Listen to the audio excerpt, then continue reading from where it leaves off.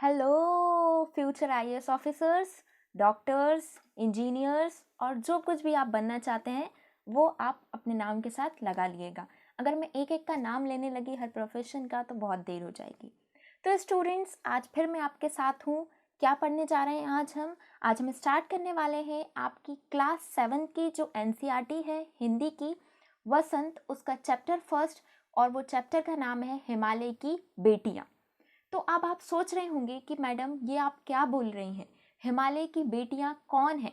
तो मैं आपको एक इंट्रो दे देती हूँ। इस चैप्टर में जो हमारे लेखक हैं नागार्जुन, वो बताना चाहते हैं कि जो हिमालय की बेटियां वो कोई और नहीं, नदियां हैं। और वो नदियों को बेटियां भी बोलते हैं, माँ भी बोलते हैं, दादी भी बोलते हैं, मौसी भी बोलते हैं, मामी भी बोलते हैं। तो अलग अलग नाम से वो पुकारते हैं और कहते हैं कि जब नदियाँ पहाड़ से आती हैं तो कैसे अलग आवाज़ करती हैं, और जब एक ज़मीन पे आ जाती हैं, बिल्कुल ऐसी ज़मीन, लैंड जहाँ पे कोई भी पहाड़ी इलाका नहीं है, वहाँ पे बिल्कुल भी आवाज़ नहीं करती हैं। और ये नदियाँ सनसनाती हुई, गिरती हुई, एक जगह से दूसरी जगह बहती हुई जाती रहती हैं। इनका लक्ष्य क्या है, ये कहाँ जाना चाहती हैं, हम समझ नहीं पा रहे हैं। चलिए स्टूडेंट्स, बिना टाइम वेस्ट किए चलिए ये स्टार्ट करते हैं। अभी तक मैंने उन्हें दूर से देखा था, बड़ी गंभीर, शांत, अपने आप में खोई हुई लगती थी। सपरात महिला की भांति वे प्रतीत होती थी। उनके प्रति मेरे दिल में आदर और श्रद्धा के भाव थे। माँ और दादी, मौसी और मामी की गोद की तरह उनकी धारा में डुबकियां लगाया करता था। तो बच्चों, तो स्टूडेंट्स, इस पैराग्राफ में लेखक क्या बता रहे हैं? लेखक ये बता रहे हैं कि उनने आज से पहले जो नदियां थी उनको दूर से देखा था। दूर से मतलब डिस्टेंस से देखा था। वो कैसी थी? बहुत ज़्यादा सीधी, शांत, कोई भी आवाज़ नहीं करती थी और अपने ही ज़िंदगी में खोई हुई लगती थी। आप लोग ऐसे बहुत से लोगों से मिलते होंगे अपनी लाइफ में जो बिल्कुल अपने काम से काम रखते होंगे। बहुत से आपके क्लासमेट्स ऐसे होंगे जो ज़्यादा किसी से बात नहीं करते होंगे, शांत रहते होंगे। ऐसे ही किसका स्वभाव था? ऐसा ही नदियों का स्वभाव था। लेखक ये कहते हैं कि वो किसकी तरह लगती थी? वो महिला की तरह लगती थी, क्योंकि कुछ गर्ल्स या कुछ वुमेन्स बहुत ज़्यादा बोलती हैं, लेकिन कुछ बहुत ज़्यादा शांत होती हैं, बहुत ज़्यादा क्या, पोलाइट नेचर की और इनोसेंट, चुपचाप रहने वाली होती हैं। तो ऐसे ही कुछ लेखक उन्हीं महिलाओं से कंपेयर कर रहे हैं, किसको? नदियों को। और कह रहे हैं कि वो मुझे महिला, एक वुमेन की तरह लगती हैं, क्योंकि उनके अंदर एक बहुत अच्छा क्या है? श्रद्धा का भाव है। और वो कभी उनको माँ की तरह लगती हैं नदियाँ, कभी दादी की तरह, कभी मौसी की तरह और कभी मामी की तरह। और वो ये बोलती हैं कि जैसे मैं माँ और दादी, मौसी और मामी की गोद में सोया करता था, आज ऐसा लगता है कि मैं उन्हीं की गोद में, कैसे, नदी की गोद में क्या कर रहा हूँ? डुबकियाँ लगा रहा हूँ। क्यों? क्योंकि जो लेखक हैं वो नदी की, उसमें क्या कर रहे हैं? पानी में नहा रहे हैं। तो वो किससे कंपेयर कर रहे हैं नहाने को? वो कंपेयर कर रहे हैं अपनी माँ दादी की गोद में सोने की तरह। चलिए आगे आते हैं, नेक्स्ट पैराग्राफ पे आते हैं। परंतु इस बार जब मैं हिमालय के कंधे पर चढ़ा तो वे कुछ और रूप में सामने थी। मैं हैरान था कि यही दुबली पतली गंगा, यही यमुना, यही सतलुज समतल मैदानों में उतरकर विशाल कैसे हो जाती हैं। तो स्टूडेंट्स, इस पैराग्राफ में ये बताया जा रहा है कि जब जो लेखक हैं वो कहाँ पहुँचे?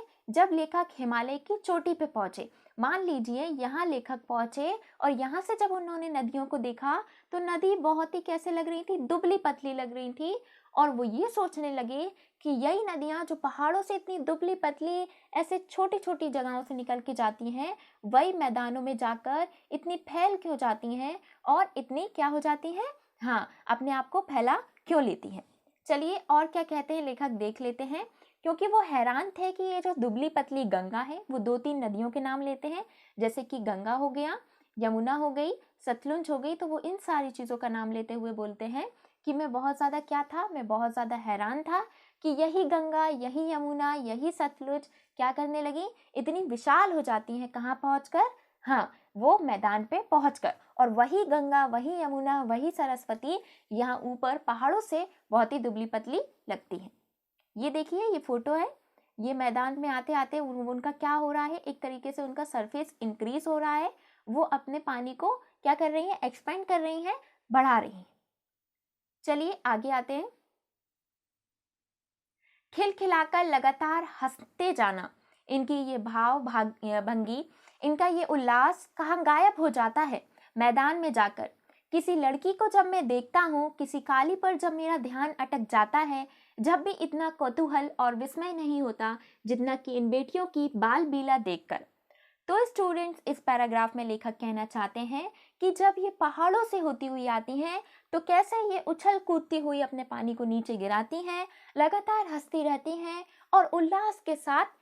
तो स्टूडेंट्स, अब ये सेंटेंस आपको ऐसे समझ में नहीं आएगा, आप ऐसे समझिए, आप कभी वाटरफॉल वगैरह में जाते हैं या कभी पहाड़ी इलाके में, तो जब पानी ऊपर से नीचे गिरता है तो आवाज़ आती है, तो उसी आवाज़ को क्या लेखक बताना चाहते हैं, उसका उल्लास, उसके हंसते हुए नेचर को बताना चाहते हैं, दर्शाना चाहते हैं। और लेखक ये कहते हैं कि जब वो किसी लड़की को, किसी गर्ल को देखते हैं तो उनका ध्यान क्या हो जाता है, उनका जो पूरा फोकस होता है, अटेंशन होता है, वो एक कैसे हो जाता है, एक नदी की ओर जाता है कि जैसे ये लड़की है, बिल्कुल क्या कर रही है, अपनी बाल लीला दिखा रही है, चुपचाप शांत स्वभाव की, हंसती खेलती उल्लास के साथ अपने रास्ते पे जा रही है, वैसी एक नदी अपना रास्ता चुनती हुई आगे बढ़ती जाती है। चलिए नेक्स्ट पैराग्राफ में आते हैं। कहाँ ये भागी जा रही है, वह कौन लक्ष्य है जिसमें इन्हें बेचैन कर रखा है। अपने महान पिता को विराट प्रेम पाकर भी अगर इनका हृदय अपित्र ही है तो वह कौन होगा जो इनकी प्यास मिटा सकेगा। बर्फ जली नंगी पहाड़ियाँ, छोटे छोटे पौधों से भरी घाटियाँ, बदुर अतिकाएं, सरसब्ज उत्पेताएं, ऐसा ही इनका लीला निकेतन। खेलते खेलते जब ये जरा दूर निकल जाती हैं तो देवदार, चीड़, सरो, चिनार, सफेदा, केल के जंगलों में पहुंचकर शायद इन्हें बीती बातें याद करने का मौका मिल जाता होगा। कौन जाने बुढ़ा हिमालय अपनी इन नटखट बेटियों के लिए कितना सिर धुनता होगा। बड़ी बड़ी चोटियों से जाकर पूछिए जो उत्तर में विराट मोहन के सिवाय उनके पास और रखा ही क्या है। तो स्टूडेंट्स, इस पैराग्राफ पे लेखक कहना चाहते हैं कि मुझे ये समझ में नहीं आ रहा कि जो ये नदियाँ चलती चली जा रही हैं, आगे बढ़ती चली जा रही हैं, इनका लक्ष्य क्या है, इनका गोल क्या है, कि क्या अचीव करना चाहती हैं, मैं ये नहीं समझ पा रहा हूँ। और लेखक ये भी कहते हैं कि जो उनके महान पिता हैं वो कैसा प्रेम दिखाते होंगे, किस तरीके से प्यार करते होंगे अपनी इन प्यारी सी बेटियों को, अपनी इन नटखट बेटियों को। और वो ये भी बोलते हैं अगर इनके महान पिता, इनका बूढ़ा पिता जो हिमालय है, अगर वो इनकी प्यास, इनके प्यार को पूरा नहीं कर सका तो कौन है वो इंसान, कौन है वो चीज़ जो इनकी प्यार की प्यास को बुझा सकेगा, इनकी प्यास को मिटा सकेगा। वो ये बोलते हैं कि जो बर्फ़ जली पहाड़ियाँ हैं, मतलब जब पूरी तरफ से बर्फ़ ढका हुआ है कुछ पहाड़ियों पे, और कुछ पहाड़ियों पे बर्फ़ है ही नहीं, जहाँ पे छोटे छोटे पौधे लगे हुए हैं, और वो जो बहुत ही ढलान वाली घाटियाँ हैं, वहाँ पर अगर ये ऐसा नया नया मनोरंजन, नया नया खेल दिखाती हुई नीचे उतरती हैं तो मेरी आंखों पे भरोसा नहीं होता।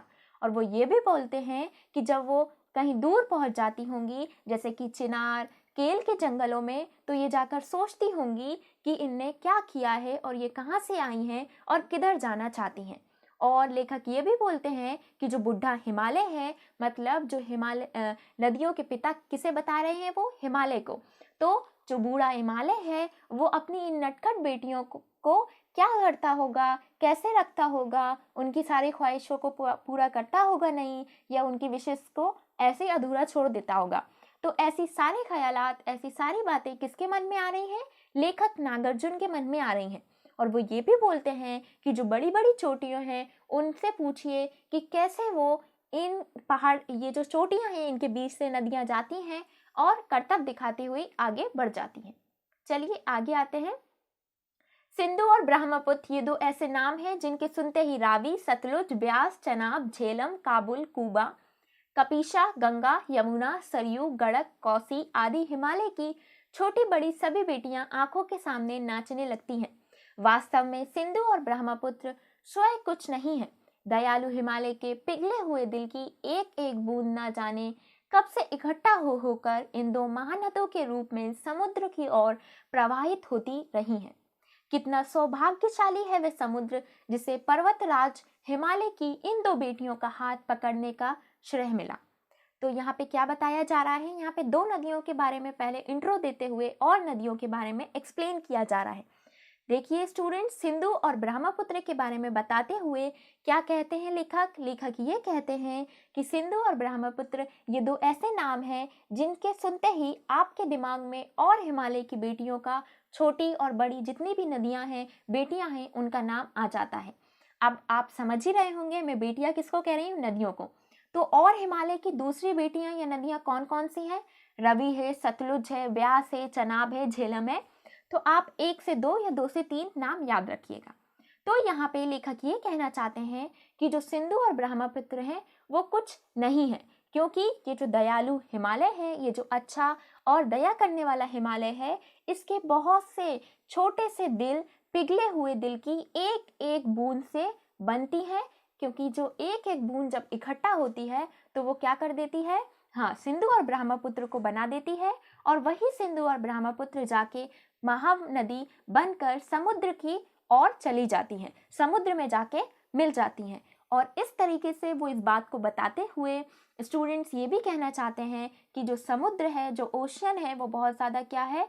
हाँ, वो बहुत ज़्यादा सौभाग्यशाली है, बहुत ही अच्छा है। कैसे अच्छा है? कि उसकी किस्मत अच्छी है कि हिमालय की इतनी 2 अच्छी बेटियां सिंधु और ब्रह्मपुत्र उसके पास जाती हैं, वो उनका हाथ पकड़ता है। क्योंकि आपको पता है सारी नदियां जो कहीं से भी निकलती हों वो जहाँ पे कहाँ मिलती हैं, उनका सारा वाटर, उनका सारा पानी जाके समंदर में इकट्ठा हो जाता है। चलिए आगे आते हैं। जिन्होंने मैदानों में ही इन नदियों को देखा होगा, उनके ख्याल में शायद ही ये बात आ सके कि बूढ़े हिमालय की गोद में बच्चियां बनकर ये कैसे खेला करती हैं।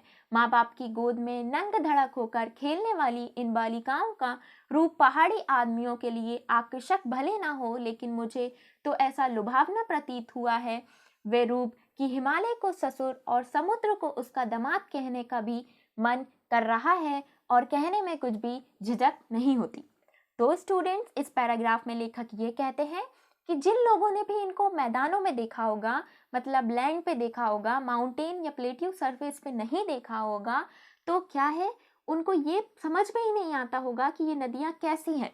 क्योंकि उनके दिमाग में ये ख्याल भी नहीं आता होगा कि जो बूढ़ा हिमालय है उसकी गोद में ये कैसे छोटी छोटी बच्चियां बनकर खेला करती हैं। जैसे आप अपनी माँ बाप की गोद में खेलते हैं, वैसे ही ये अपनी माँ बाप मतलब हिमालय की गोद में खेलने वाली बालिकाएं हैं, जो अलग अलग रूप धारण करके पहाड़ियों के बीच से निकलती हुई क्या कर देती हैं? एक नया प्रकाश लेकर, एक नया रूप लेकर कहाँ जाती हैं? हाँ, समुद्र की ओर जाती हैं। तो यहाँ पे लेखक कहना चाहते हैं कि मैं हिमालय को ससुर बोलूंगा और समुद्र को उसका दामाद बोलूंगा। क्योंकि हिमालय क्या है? हिमालय एक पिता है। किसका पिता है? नदी का पिता है। लेकिन वो जा किसके पास रही है? वो ओशियन के पास जा रही है, समुद्र के पास जा रही है। इसका मतलब मायके से होकर ससुराल की ओर जा रही है। माँ बाप उसको विदा कर रहे हैं किसकी तरफ? ससुराल की ओर। तो ससुराल में उसका दामाद, उसका पति कौन है? समुद्र है। चलिए आगे आते हैं। अब यहाँ पे मैं इसको पढ़ाने से पहले आपको एक बात बताना चाहती हूँ कि यहाँ पे जो आपके ये पाठ के लेखक जो हैं नागार्जुन, वो कुछ एग्जाम्पल देते हुए आपको बताना चाहते हैं कि कैसे कुछ अलग अलग कवियों ने कभी नदियों को बेटी बोला है, कभी बेटी बोला है, कभी कुछ और बोला है, कभी कुछ और बोला है, कभी माँ बोला है, ऐसे अलग अलग नामों से दर्शाया है। चलिए देखते हैं कौन कौन से कवि ने कौन कौन सी बातें बोली हैं। सबसे पहले कालिदास ने विरही यक्ष में अपने मेघदूत से कहा था, वेतवती बेतवा नदी का प्रेम का प्रतिदान देते जाना, तुम्हारी वे पैसी तुम्हें पाकर अवश्य ही प्रसन्न होगी। ये बात इन चंचल नदियों को देखकर मुझे अचानक याद आ गई और सोचा कि शायद उस महाकवि को भी नदियों का सचेतन रूपक पसंद था। दरअसल जो भी कोई नदियों को पहाड़ी घाटियों और समतल आंगनों में, मैदानों में जुड़ा जुड़ा शक्लों में देखेगा, वह इसी नतीजे पर पहुंचेगा। तो यहाँ पे क्या बताया जा रहा है स्टूडेंट्स? इस पैराग्राफ में लेखक आपको ये समझाना चाहते हैं कि जो कालिदास थे, बहुत अच्छे और बहुत महान कवि थे। वो कहते हैं किससे? अपने मेघदूत से, कि तुम बेतवा को क्या करा करो? प्रेम का प्रतिदान दिया करो, मतलब प्रेम के साथ जाया करो, नहाया करो और सारी चीजें करा करो, क्योंकि वो प्रेम की प्यासी है। और अगर तुम ऐसा करोगे तो तुम क्या करोगे? हाँ, तुम हमेशा चंचल नदियों को देखकर अचानक क्या करोगे, अपने आप के बारे में सोचा करोगे, मेरे बारे में सोचा करोगे और इन नदियों का सचेतन रूपक पसंद करोगी। इनका जो अलग अलग रूप है, जो पहाड़ों में कुछ और होता है, मैदानों में कुछ और होता है और जंगलों में कुछ और होता है, ये सब तुम पसंद करोगे। और ये भी बताया जा रहा है कि पहाड़ी घाटियों में जब ये मैदानों के बीच से आती हैं और अलग अलग शक्लों में अपने आप को क्या कर लेती हैं, बदल लेती हैं। क्योंकि स्टूडेंट्स, आपको ये भी पता होगा कि जो छोटी छोटी नदियाँ होती हैं वो समंदर में जाने से पहले एक कोई बड़ी नदी से जाके मिल जाती हैं, फिर वो आगे जाती हैं और समंदर में मिल जाती हैं। तो लेखक यही कहना चाहते हैं कि जो कालिदास हैं वो यही कह रहे हैं कि जब किसी ने कहाँ देखा होगा, इनको मैदानों में देखा होगा, तो उनके दिमाग में यही ख्याल आया होगा, यही सोच आई होगी। चलिए आगे आते हैं। अब जो दूसरे लेखक की बात हो रही है वो है काका कालेकर ने नदियों को लोक माता कहा है, किंतु माता बनने से पहले यदि हम इन्हें बेटियों के रूप में देख लें तो क्या हर्ज है। और थोड़ा आगे चलिए, इन्हीं में अगर हम प्रेसी की भावना करें तो कैसा होगा। ममता का एक और भी धागा है जिसे हम इनके साथ जोड़ सकते हैं। बहन का स्थान इतने कवियों ने इन नदियों को दिया है। एक दिन मैंने भी इसी भावना के साथ इनको बहन का स्थान दिया। तिब्बत की बात है, मन उचट गया था, तबीयत ढीली थी, सतलज के किनारे जाकर बैठ गया। दोपहर का समय था, पैर लटका दिए पानी में। थोड़ी ही देर में उन प्रगतिशील जल से ने असर डाला, तन और मन ताज़ा हो गया तो लगा मैं गुनगुनाने। तो स्टूडेंट्स, इस पैराग्राफ में क्या बताया जा रहा है? इस पैराग्राफ में ये बताया जा रहा है कि जो लेखक कालेकर थे उनने नदियों को लोक माता कहा था, लेकिन लेखक कहते हैं कि अगर अपन उन्हें माता से पहले बेटियां कह दें तो कोई हर्ज नहीं है, मतलब कोई नुकसान नहीं है। और एक और ममता का धागा अपन उनके साथ जोड़ सकते हैं, वो क्या है? वो बहन का स्थान है, क्योंकि अपन इनको बहन का स्थान भी दे सकते हैं। और लेखक कहते हैं कि जैसे काका कालेकर ने बहन का स्थान दिया था, किसको दिया था बहन का स्थान? हाँ, बहन का स्थान नदियों को दिया था, वैसे ही एक बार मैंने भी बहन का स्थान नदियों को दिया था। अब वो कब दिया था? वो तिब्बत की बात है, जब उनका मन बहुत ज़्यादा उछट गया था, उनकी तबीयत खराब थी। किनकी तबीयत? लेखक नागार्जुन की तबीयत खराब थी। तो वो सतलज जो नदी है उसके किनारे बैठे थे और उनने अपने पैरों को नदी के पानी में डाल लिया था, तो उनको थोड़ा सुकून मिला। और फिर क्या हुआ? वो अपने ही मन में गुनगुनाने लगे। और उनने क्या गुनगुनाया था? तो वो स्टूडेंट जो भी गुनगुनाया था, जो भी गाया था, वो लाइन ये है: जय हो सतलज बहन तुम्हारी, लीला अचरज बहन तुम्हारी, हुआ मुदित मन हटा खुमारी, जाऊं मैं तुम पर बलिहारी। तुम बेटे ये बाप हिमालय, चिंतित पर चुपचाप हिमालय, प्रकृति नटी के चित्तित तड़पत, अनुपम अद्भुत छाप हिमालय, जय हो सतलज बहन तुम्हारी। तो स्टूडेंट्स, यहाँ पे क्या बताया जा रहा है? यहाँ पे लेखक कह रहे हैं कि सतलज नदी जो है उसको बहन बताते हुए वो कहते हैं कि तुम कितनी अच्छी हो बहन, तुम्हारी लीला कितनी अच्छी है, तुम कितने अच्छे मन की हो, कि तुम क्या हो, तुम्हारा बाप हिमालय है और चुपचाप तुम हिमालय से निकलती हुई कहाँ जाती हो? अद्भुत समंदर के पास जाती हो। बहन तुम बहुत महान हो, तुम्हारी जय हो। चलिए, तो मैं आपको लास्ट में ये बताना चाहती हूँ कि ये जो पार्ट है, ये जो आपका चैप्टर है, इसके लेखक जो हैं, राइटर जो हैं, वो नागार्जुन हैं। इनको लोगों का राइटर बोला जाता था, क्योंकि लोगों की भावनाओं को ये बहुत अच्छे से दर्शाते थे अपनी कविताओं में।